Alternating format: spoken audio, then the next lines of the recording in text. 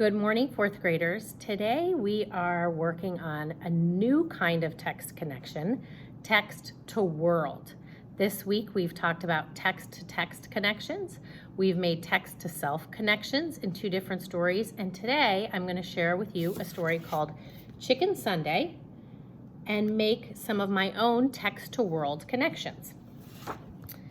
In your folder you have the chart to show you the three different kinds of text to text connections. Today's connections for text to world is when we connect a story we read to something in our world, in our town, in our school, in the news, in the country, in our state, which is Pennsylvania, or even to our parents' jobs, our grandparents' jobs, something that's kind of outside of what we do every day, but it's still part of our world. So Chicken Sunday, when you preview this text, you can see that it looks like this is a grandma, doesn't it? And she's black, and there's this little white girl and these two black boys, but you can tell they love each other. On the back, I see flowers and these beautiful eggs. Do you recognize these eggs? I recognize these eggs. These come from Russia and Poland. They're called Pazanki eggs. Maybe you've read the book Rashenka's Eggs by Patricia Polacco. Yesterday's story was by Patricia McLaughlin, who I love. I also really love Patricia Polacco. She wrote books like Thunder Cake, Chicken Sunday, Pink and Say, Thank You, Mr. Falker, and a lot of other books. The Meteor, Aunt Chip. So she's just one of my favorite authors as well. I'm gonna read to you Chicken Sunday, and as I read, I'm gonna make some text connections to our world. Stuart and Winston were my neighbors. They were brothers by a solemn ceremony we had performed in their backyard one summer. They weren't the same religion as I was. They were Baptist. Their grandma, Eula May Walker, was my grandma now. My babushka had died 2 summers before. Sometimes my mother let me go to church on Sunday with them. How we loved to hear Miss Eula sing. She had a voice like slow thunder and sweet rain. What a great simile, a voice like slow thunder and sweet rain. We'd walk to church and back. She'd take my hand as we crossed College Ave. Even though we've been churching up like decent folks ought to, she'd say, I don't want you to step in front of one of those too fast cars. You'd be flat as a hen's tongue. She squeezed my hand. We passed Mr. Kadinsky's hat shop. Miss Eula always would stop and look in the window at the wonderful hats. Then she'd sigh, and we would walk on. Now you could connect this to our world. In our town, we have shops that you could walk. And if I walk to my church from my house on Tioga Street, I pass shops in our town. That's my world. We called those Sundays Chicken Sundays because Miss Eula almost always fried chicken for dinner. There'd be collard greens with bacon, a big pot of Hoppin' John, corn on the cob, and fried spoon bread. One Sunday at the table, we watched the paper fan flutter back and forth, pulling moist chicken fried air along with it. She took a deep breath. Her skin glowed as she smiled. Then she told us something we already knew. That Easter bonnet in Mr. Kadinsky's window is the most beautiful I ever did see, she said thoughtfully. The 3 of us exchanged looks.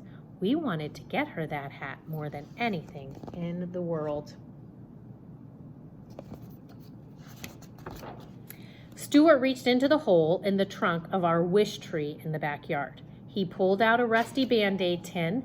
The 3 of us held our breath as we counted the money inside that we had been saving for weeks. If we are going to get that hat for Miss Eula in time for Easter, we are going to need a lot more than this, I announced. Maybe we should ask Mr. Kadinsky if we could sweep up his shop or something to earn the rest of the money, Stuart said. I don't know, Winnie said fearfully. He's such a strange old man. He never smiles at anyone. He always looks so mean. We agreed that it was worth a try anyway. The next day, we took a shortcut down the alley in back of the hat shop. Bigger boys were there. They were yelling, Eggs flew past us and pelted Mr. Kadinsky's back door. Just as the boys ran away, the door flew open. Mr. Kadinsky glared straight at us. "You there," he yelled. "Why do you kids do things like this?"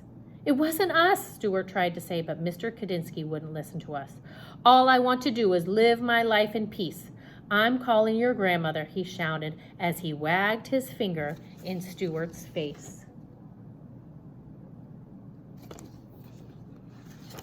Now I want you to notice Mr. Kadinsky.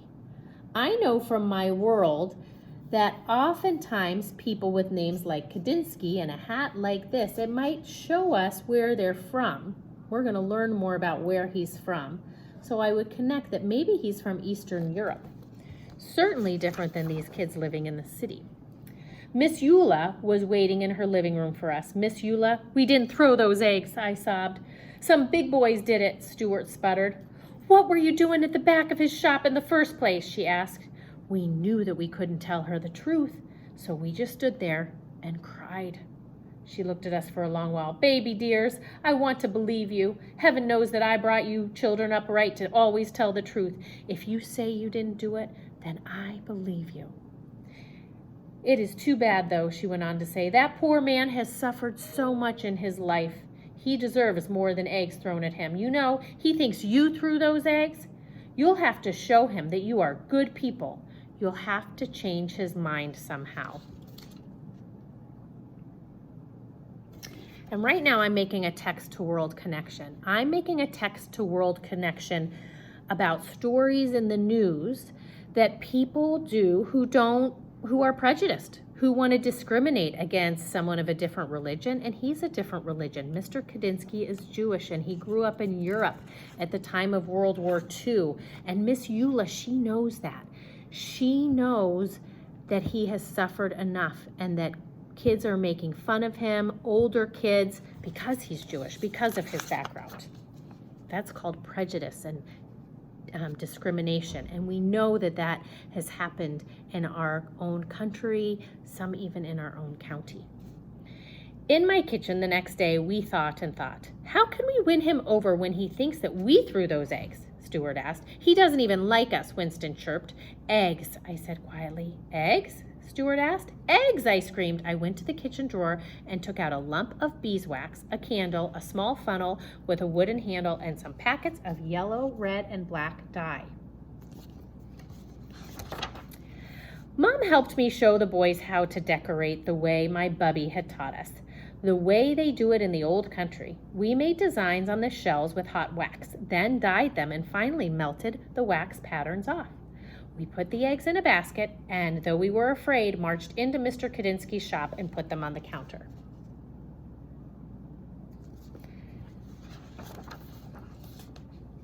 He raised his eyebrows and glowered at us. Then his eyes dropped to the basket. Spasiba, he said softly. That means thank you in Russian. Pasenki eggs, he said as he looked closely. I haven't seen these since I left my homeland. So now we know that he is from Russia and that these Pasenki eggs are very special to him. We didn't throw those eggs at your door, Mr. Kadinsky, we told him. He looked at us for a minute. Well, then you have great courage to be here. Chutzpah, you have chutzpah. Then his eyes glistened and his mouth curled into a warm smile. Come, have some tea. Now I'm making a text-to-world connection. I know that he said the word chutzpah means courage, and I know that that's a Jewish word, and Jewish people are other people in the world. It's a text-to-world connection. We spent the whole afternoon talking together, having poppy seed cake and strong tea. He told us about life. We told him about ours. When we finally got the courage to ask about doing odd jobs to earn some extra money, he apologized and told us that there was no work. We didn't tell him what we wanted the money for. It didn't seem the right thing to do. Our hearts sank. I tell you this, he said thoughtfully, these eggs are as beautiful as my hats. Stuart, Winnie, and I looked at each other.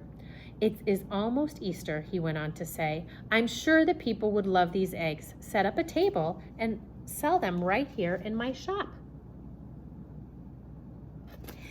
I'm going to make another text-to-world connection. I see stories in the news about kids having lemonade stands or selling bracelets that they make to raise money for something important.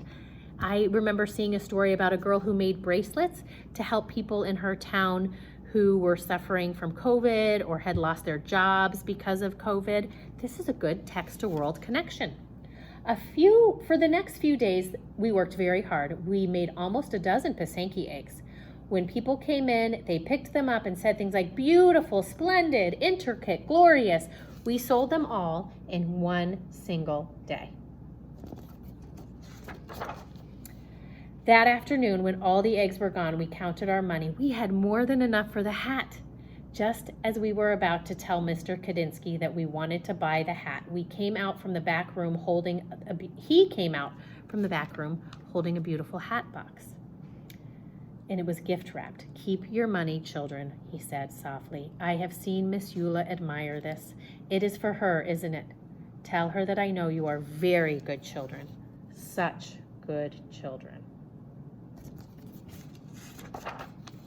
When Easter Sunday arrived, we thought our hearts would burst when we watched Miss Eula open the hat box. She held us close as big tears rolled down her cheeks. Our hearts sang along with the choir that Sunday. She looked so beautiful in that hat. When it was time for her solo, we knew that she was singing just for us. Her voice was slow like thunder and sweet rain. Look at Miss Eula in that beautiful hat. Later that day, as Miss Eula sat at the head of the table, she said, "Oh, baby dears, I can die happy now. And after I'm dead on Chicken Sundays, I want you to boil up some chicken bones, gravy and all, and pour it over my grave. So late at night when I'm hungry, I can reach right out and have me some." Then she rolled her head back and laughed from a deep, holy place inside. Winston, Stewart, and I are grown up now. Our old neighborhood has changed some, yet it's familiar too. The freeway rumbles over the spot where Mr. Kadinsky's shop once stood. I think of him often and his glorious hats. We lost Miss Eula some time back, but every year we take some chicken soup up to Mountain View Cemetery and do just as she asked. Sometimes when we are especially quiet inside, we can hear her singing, a voice that sounds like slow thunder and sweet rain. That's the book, Chicken Sunday. It is an autobiographical book. It's considered a fiction story because it's told in this narrative form, but the author, Patricia Polacco, is this character in the story, and most of her stories have that autobiographical element. They're stories from her childhood. Now it's time for you to choose a book or read something at home and try and make text-to-world connections. There is no RRJ entry today, but it is your job to make those text-to-world connections and to share them with somebody at your house. If you want to send me an inbox message about your text-to-world connections, I'd love to hear from you. Have a great day.